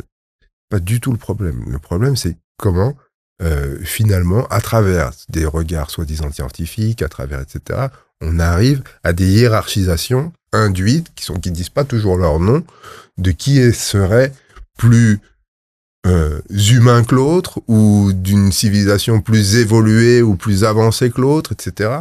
Ce qui permettrait à certains, finalement, de faire acte de générosité en accueillant l'autre, plus que pas de devoir, mais de générosité, presque. Bon, on accepte, même si vous êtes ça induit beaucoup de comportements qui pourrissent la vie des gens dans leur quotidien, en fait. Et là où après, au bout de la chaîne, à mon avis, c'est aussi problématique, quand on parlait tout à l'heure de réaction et tout ça, j'ai l'impression que dans ce truc-là où tu finis par essayer de trouver des réponses et tu les as pas toujours, et que ça peut provoquer des choses un peu dures, un peu violentes, ou machin, les premières victimes c'est les familles, en fait. C'est à l'intérieur des familles que ça fait des dégâts, en fait. Parce que quand tu te sens pas respecté à l'extérieur, que tu rentres à la maison, c'est là-bas que tu vas fabriquer ton cercle d'autorité, de respect, etc. Et qu'il y a il y a un certain nombre de comportements déviés qui viennent aussi des sentiments d'écrasement à l'extérieur, quoi, de non-respect à l'extérieur, tout ça. Donc c'est des choses qu'il faut détricoter, je pense, pour le bien des uns et des autres. C'est pas si compliqué que ça. Il n'y a pas non plus à s'en valoriser comme si c'était il faut juste avoir, encore une fois, la connaissance des choses qui te permet, toi, de faire ton chemin tranquille, en fait. Ça me rappelle, ce que tu dis, ça me rappelle une musique que Américo Gomez avait chantée. Je traduis, dans laquelle il disait, il demandait à nos mamans de se lever, de vraiment faire ce travail de comprendre qu'est-ce qui fait qu'aujourd'hui vos enfants meurent dans l'ignorance. Mm-hmm. Et ça, c'était une musique quand même qui poussait à l'interrogation quand même faut que vous cherchiez à savoir pour au moins contrer justement cette mort déjà à l'intérieur, même si elle n'est pas physique, la personne elle peut être là, mais le simple fait qu'elle marche et elle est vide intérieurement, en soi, la personne, vous avez perdu un de vos enfants puisque il va être aspiré pour aller vivre ou ressembler à d'autres personnes qui, au final, ne lui ressemblent pas vraiment. Au lieu d'être une personne qui va être une plus-value, parce qu'au final, le monde est fait de rencontres. Moi, lorsque je vais chez un Marocain ou un Asiatique, ce que je veux, c'est découvrir sa culture, découvrir qu'est-ce que eux font chez eux que nous, on ne fait pas, pour comprendre, pour voir et dire, ah oui. Et c'est ça la beauté du monde. Aujourd'hui, on va tout droit dans le iRobot, on peut dire, si on est un peu vide identitairement parlant. Et moi, c'est ça que j'ai beaucoup aimé, parce que ton film, il interroge quand même sur plusieurs aspects. Les appréhensions qu'on a pu avoir, les croyances cultuelles qu'on a pu diaboliser. Et c'est quand même... ça interroge. Ça interroge beaucoup. On peut le regarder ça d'une certaine manière. Il y en a, ils vont penser que ça va être un film classique. Oh, je vais voir situation initiale, péripétie, dénouement, situation finale. Non, là, c'est vraiment deux mondes qui se superposent, mais un questionnement quand même. Et comme tu le disais, déjà, vous n'avez pas forcément à vous tirailler sur un choix identitaire, non. On peut être aussi bien à l'aise, parce que toi, on te voit, 16 ans quand même. Tu es parti au village, à l'aventure tout seul. Ta maman est française, mais tu n'as pas forcément ce tiraillement. Oh non, je suis plus Mandjak. Oh non, je suis plus français que... Non, je suis aussi bien à l'aise en France comme au pays, dans mon pays d'origine. Et c'est ça quand même qui est mis en avant, je trouve, dans le film. Oui. Il n'y a pas ce tiraillement à avoir. Mais je sais pas pourquoi. Enfin, je sais pas pourquoi. En tout cas, on peut se poser la question et avoir des débuts de réponse. Mais en tout cas, dans cette obligation qu'on fait aux gens d'avoir à se déterminer, il n'y a pas. C'est encore un biais étrange, mais on est tous plusieurs choses à la fois, en fait. Et quel est le problème, en fait, d'avoir, donc là, dans le cas présent, une culture manjaque, une culture française, une culture ceci, une culture cela. En fait, ce que les uns et les autres font dans leur vie quotidienne, c'est de vivre cette multiplicité. C'est l'extérieur qui le rend compliqué. Dans cette injonction, comme si tu devais choisir. Comme si tu serais pas un bon Français, si avec cette espèce de suspicion de là-bas, oui, mais peut-être que je sais pas quoi. Mais ça, c'est un problème qui regarde ceux qui le posent, en fait, d'une certaine façon. Il y a un moment donné, et c'est aussi ce qu'on essaye de faire à travers ce film, c'est d'arrêter de se poser les questions des autres. C'est pas un film où il a besoin de se justifier, c'est pas un film, même pas besoin de revendiquer, juste à l'endroit d'être. Voilà. Et en étant, tu dialogues non seulement avec les gens de ta famille, de ta communauté, mais avec le monde entier, en fait. Parce que les expériences humaines, elles sont à partager et à juste, ça t'éclaire, quoi. Bien sûr. Moi, ce que j'ai aimé dans le cinéma, très jeune, c'est de pouvoir me projeter à travers un personnage japonais ou chinois ou tout ce que vous voulez, en fait. C'est cette communauté humaine qu'au fond, on va chercher. Alors, le plaisir, là, pour la première fois, vraiment, je rentre à un endroit très, très personnel, puisque du coup, c'est le village de mon père, la tombe qui est montrée, c'est la sienne. Enfin, il est l'un des personnages en fait, du film. Ah oui. Il est le défunt, en fait. D'accord. Donc, c'était... un hommage et un clin d'œil pour ce qu'il a pu accomplir et l'éducation qu'il t'a donnée. Exactement. C'est pas évident au début, hein, parce que quand tu commences à tourner, surtout dans un truc de cérémonie, tout ça, etc., bon, forcément, tu demandes la permission partout et tout ça. Mais il y a plein de moments, tu sais pas... Il y a des moments ambigus. Okay. C'est ce qu'on a aussi aimé dans le film, et aussi bien à la cérémonie de mariage. Il y a des moments où la cérémonie de mariage, qui était une fausse cérémonie, c'était vraiment un mariage. Ah, pour avoir été figurant, c'était un mariage. Les deux mariés, là, qui sont deux comédiens, ils disaient, mais Tu sais, les gens, les vieux, ils viennent nous donner des conseils entre les prises, même quand on tourne plus, ils viennent nous donner des conseils. Et il y a des moments à la cérémonie où c'était troublant aussi. C'était troublant. Là, on nous disait, là, je sais pas ce qui passe. On sait pas qui est là. Ouais. Mais voilà, c'est beau quand le film, il prend le dessus d'une certaine façon. Bien sûr. Et que les gens, au village, si vous voyez le film, c'est la même chose. Voilà, je ne fais vraiment pas la différence.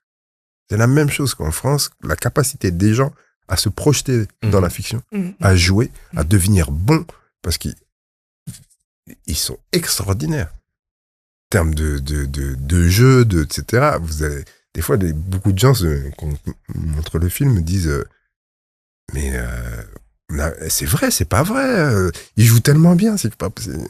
Et tu vois... Donc voilà, par exemple, une de mes tantes, on sait même pas quel âge elle a, 100 ans, on lui présente la comédienne qui va faire sa petite fille, qu'elle voit pour la première fois, qui est métisse, qui vient de France, et elle n'entend rien, donc il faut déjà crier, qu'est-ce qu'elle a compris, c'est quoi le cinéma pour elle, elle a presque jamais quitté le village.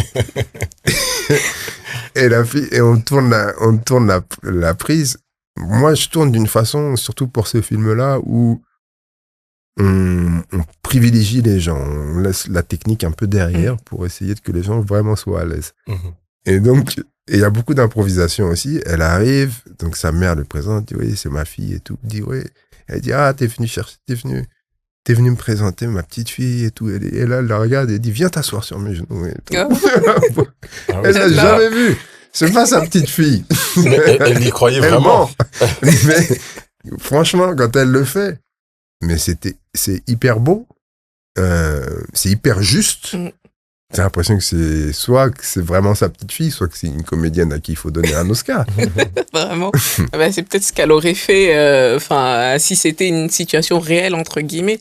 Et c'est ce qui est beau aussi de voir l'humanité des gens, finalement. On oublie beaucoup ça, mais je pense que Dao, c'est un film qui met en avant l'humain, avant tout, les relations humaines, la communauté, etc. Donc Dao sort bientôt dans toutes les salles de cinéma. Qui doit aller voir ce film? Moi, je dirais tout le monde, quoi. Les Manjac, parce que, en tout cas, pour me dire, oui, ça c'est bien, non, ça c'est pas bien, non. Mais, ce qui est normal, mais parce que je suis curieux aussi de leur action, et puis parce qu'il y a vraiment quelque chose de... encore une fois, le fait de pouvoir être fier de quelque chose, mais sans mauvaise... des fois, dans la fierté, ça cache des trucs pas toujours sains, en fait. Là, il y a un truc qui est vraiment fait, on l'a fait ensemble pour que les gens s'apprécient. Il y a tellement de façons de se déprécier que c'est pour que les gens s'apprécient, se trouvent.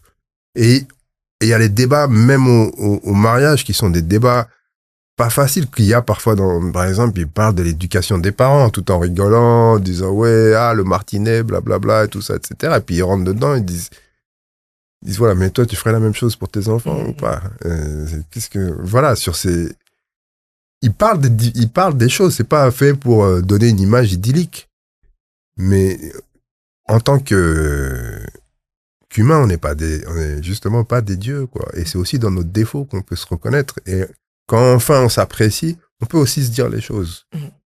Et voilà, c'est un film de conversation. Et quand je dis les Manjac, j'espère surtout qu'ils seront le fer de lance pour amener tous les autres. Parce que je l'ai montré là, dans plusieurs pays, mais c'est le début je viens de Bayonne, donc dans le sud de la France, il n'y avait pas un seul Manjac dans la salle. Et les gens ont beaucoup, beaucoup aimé le film. Ils se sont vus parce que c'est un film sur la famille aussi, bien quoi. sûr. Donc voilà, j'espère que beaucoup de monde ira voir le film et que parce que des fois on s'interdit, enfin bref, des fois on veut mettre le film aussi dans une case, dit oui, mais est-ce que c'est vraiment pour... Moi j'ai toujours été vraiment choqué par le fait que ce qui se dit parfois dans l'industrie du cinéma, entre guillemets, c'est que c'est presque dire que les gens sont des imbéciles, en fait. Que il faut leur faire des films, soit faut qu'il y ait soit des films d'action, il faut, etc. Parce que sinon, ça va pas les intéresser. Exact. Moi, je trouve ça insultant, en fait. Je trouve que c'est insultant. Donc, voilà, c'est vraiment pour tout le monde. C'est pour tout le monde, donc on vous invite à aller voir ce film, donc qui sort encore une fois le 29 avril dans toutes les salles de cinéma. Donc vraiment, vous n'avez pas d'excuses. Le cinéma de quartier ou, je vais pas dire les noms des grandes chaînes de cinéma, mais en tout cas, voilà, vous pouvez y aller en famille. C'est un film intergénérationnel. C'est un film qui s'adresse à tout le monde. Mandjak, français, japonais, burkinabé, tout ce que vous voulez. Ce que j'apprécie énormément, c'est que on ne l'a pas dit durant notre échange, mais tu es un réalisateur qui est connu à l'international. Donc ce n'est pas ton premier film. Tu as été récompensé de nombreuses fois, que ce soit en Europe ou en Afrique, et ça, je tiens vraiment, vraiment, vraiment à le souligner. Mandjaku, on est là aussi pour présenter, comme on dit en introduction, les pépites de la communauté, et c'est vraiment important aujourd'hui que les nôtres et ceux qui nous entourent puissent reconnaître ça. Il y a des personnes qui font des choses, et ce que j'apprécie le plus dans ce que tu fais, c'est que ça vient de toi intérieurement, en fait. C'est ta personne, c'est ton authenticité, et tu permets à nous autres d'en profiter. Donc, on tient à te saluer vraiment pour ton travail et pour cette authenticité-là qui, je pense, va toucher encore plus de monde. Merci beaucoup. Merci beaucoup de faire ce que vous faites aussi, puisqu'on en est à se féliciter. Non, mais c'est important parce que au fur et à mesure, je vois se développer des médias qui permettent d'accéder aux gens dont on voudrait qu'ils voient le film. Il y a une vraie rupture dans parfois la promotion des films où voilà, un distributeur voudra qu'on ait un très bon article dans Le Monde, un très bel article dans Télérama ou je sais pas quoi, qui sont pas forcément de la presse qui est lue par les gens qu'on veut toucher. Donc, grâce à ce que vous faites, en fait, on peut un peu combler ce manque, en fait, qu'avant, on ne savait même pas qu'il y avait tel ou tel film qui pouvait exister. Et on a vu l'année dernière sur des films comme Fanon ou truc que ça a permis. Sinon, si ça avait eu que la presse traditionnelle, entre guillemets.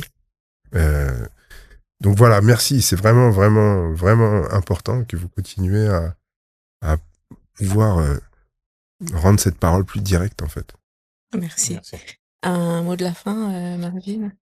Oui. Un très grand merci à toi déjà, Alain, pour avoir accepté notre invitation. C'est vrai que pour nous, c'est un honneur. Hein. Tu dis que tu es honoré, tu l'as dit au début, mais nous, on est très honorés quand même. Parce que tu nous as quand même montré ta proximité. T'as pas hésité à répondre présent pour parler de toi déjà, parce que je pense que j'ai déjà pu regarder pas mal d'interviews que tu as pu faire. Et les gens vont découvrir un Alain Gomis qu'ils n'ont pas forcément l'habitude de découvrir, parce que tu as parlé quand même un peu de ton enfance, des raisons qui ont fait que tu en es arrivé là, parce que si je me trompe pas, la plupart des autres interviews que tu fais, c'est plus axé directement sur les films que tu fais ou la vision que tu as sur... voilà. Mais là, tu as vraiment pris le temps, tu t'es prêté au jeu et déjà, c'est un grand merci. On te souhaite vraiment encore une belle et longue carrière, sauf si tu te vois plus tard juste aller faire la pêche tranquillement et dire j'ai fait ma vie. Hein. Mais je deviens enseignant maintenant. J'accompagne plus les jeunes. Les jeunes. Ouais. Bon bah déjà en plus tu nous parlais de ta maison de production Yenenga. Ça je sais que c'est Yenenga, ouais. Ouais, ça je sais que c'est de Burkina Faso de Yenenga. Rapidement si tu peux nous parler de Yenenga. Le centre Yenenga, c'est à Dakar, à Grand Dakar. D'accord. On est hébergé par le centre socio-culturel de Grand Dakar. On est devenu le centre de cinéma de la ville de Dakar. D'accord. On a fait ça d'abord pour pouvoir faire de la post-production. La post-production, c'est tout ce qui vient après le tournage, montage image, etc., mixage et tout, ce qu'on ne pouvait pas faire dans toute l'Afrique de l'Ouest. D'accord. Wow. Qui pose d'énormes problèmes, d'abord sur le coût des films, et puis sur le fait que c'est vraiment un endroit où le formatage du film se fait. Et il est important de pouvoir le faire auprès du public qu'on essaye de toucher.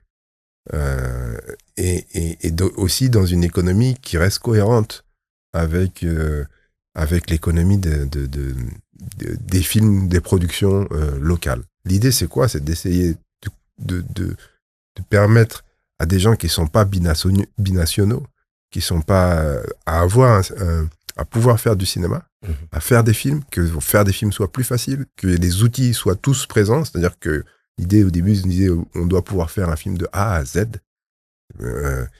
et d'espérer voir, et on voit, hein, il y a un vrai mouvement, il y a des vrais mouvements en Afrique d'une manière générale, en Afrique de l'Ouest autour du cinéma, qu'il y a un cinéma local qui existe.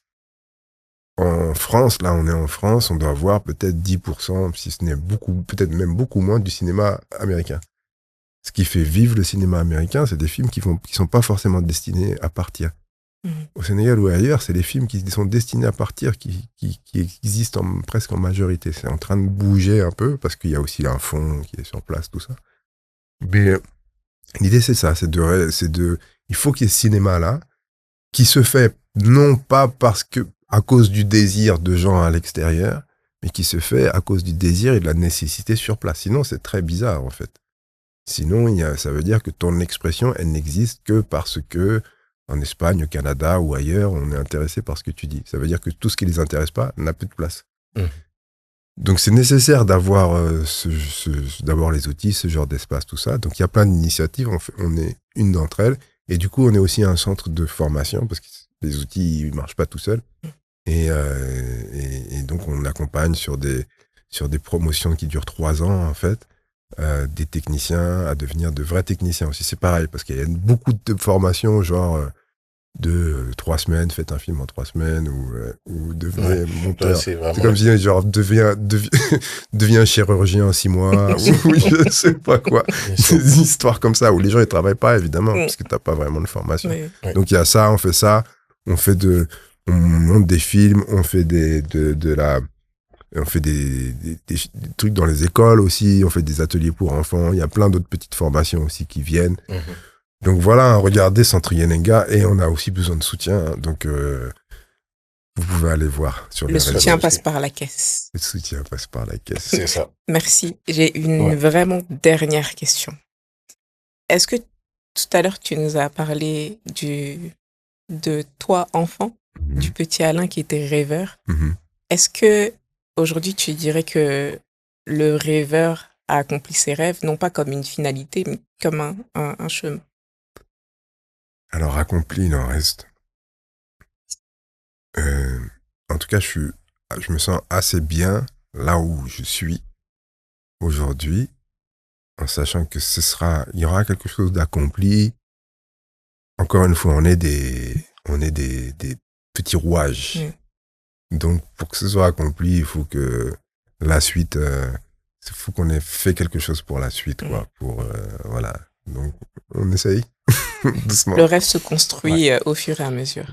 Merci beaucoup, en tout Merci cas, à toi. Beaucoup, Alain. Et puis, moi, en tout cas, j'incite et j'invite tout le monde à aller voir ce film-là qui ne touche pas seulement, comme on dit, certes, un film qui va rendre fiers les Mandjaks, parce que ça se passe chez nous en Guinée-Bissau, au village même, mais toutes les autres communautés, les autres, on va dire, identités à se manifester, à aller prendre le temps d'aller voir ce film-là qui interroge, qui apporte aussi de la joie.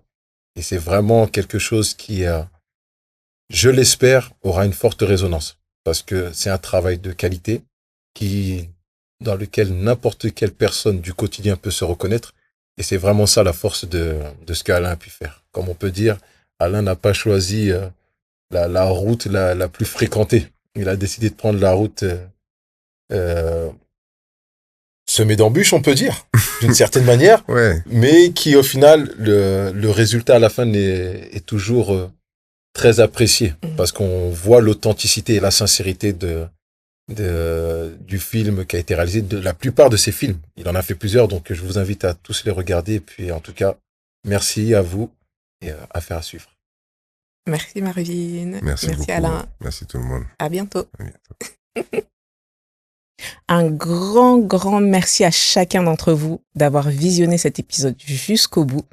Qu'avez-vous pensé? Dites-le nous en commentaire. Est-ce que le parcours d'Alain vous a inspiré? Est-ce que ces aventures vous ont permis de vous questionner? Comptez-vous aller voir le film Dao? Dites-le nous en commentaire et surtout, pensez à vous abonner, à liker et à partager. Au prochain épisode. Bye bye.